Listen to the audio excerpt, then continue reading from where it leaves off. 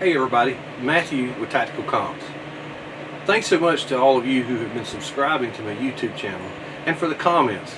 Comments are great because it helps me understand where I need to build my videos and what I need to talk about.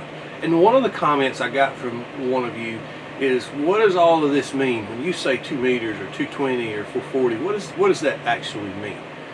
Excellent question, and one I just took completely for granted in helping you learn to build your comms plan. So keep in mind, when I refer to things like that, I'm mostly referring to the amateur radio band plan.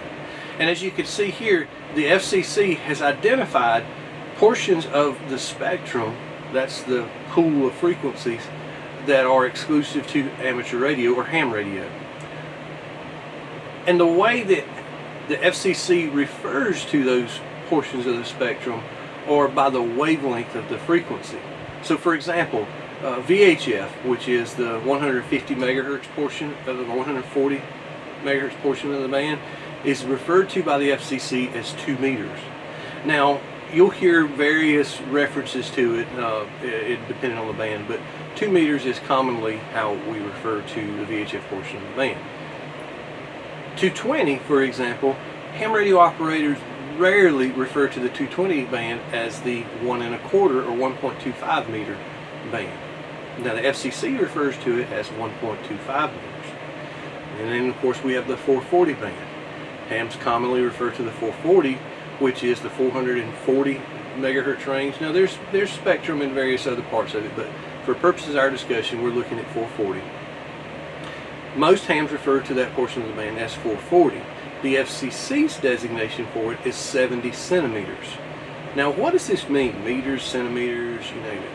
So in theory, RF theory, the wavelength as it travels from my antenna here out into free space at 2 meters is 2 meters long, meaning that wavelength, that signal travels, and it is almost 6 feet long.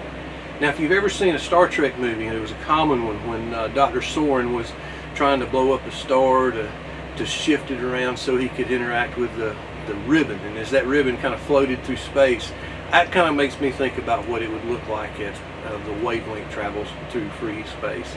And remember, RF signals travels at the speed of light, so it's pretty fast.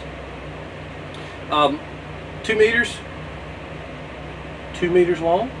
And when you hear somebody refer to an antenna as being a quarter wavelength antenna, typically that's going to be 18 and a half inches long. And that's what you want your frequency, your antenna to be. Otherwise, if you had a full wavelength antenna, your antenna would be 6 feet long on a handheld radio right here. And that's just not practical. About what are some of the good things and the bad things, the pros and the cons of each frequency. A 2 meter frequency has a longer wavelength, which means it's going to travel farther than, say, a 440, because the 440 wavelength is substantially smaller. Likewise, the 440 wavelength is going to travel a shorter distance, but is going to have better building penetration, and is going to help you in urban environments. So if your comms plan that you're building is to work across as far of an area in a rural, mountainous area as you want it to be, you're probably going to choose something in the 2 meter band. If you want to travel long distances, you're going to want to choose something in the 2 meter band. If you're in an urban environment, you might want to try something along the 440 or the 70 centimeter band, because you get better building penetration.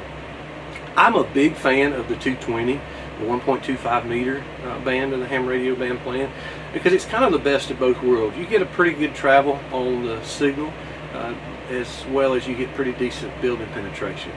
Now, not as good as the 2 meter or the 440, but it's kind of a happy range. The downside to it is there's not as much 220 gear available as there once was. Baofeng makes a tri-band 220, Anytone makes a mobile, I think that is. There's several of them that are out there. You can do your research, but they're good stuff. I'm a big fan of 220.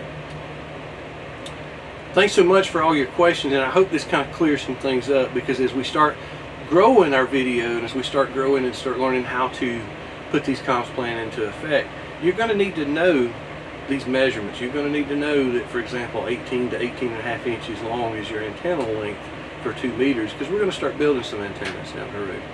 You got to know those things, because if you're out in the field, if you're out somewhere, Amazon may not be your best choice. You need to know how to build them on your own, and understanding VHF is 2 meters, 220 is 1.25 meter, 440 is 70 centimeters. Is going to help you out tremendously when you start building your antennas. For Tactical Comms, I'm Matthew. Thanks.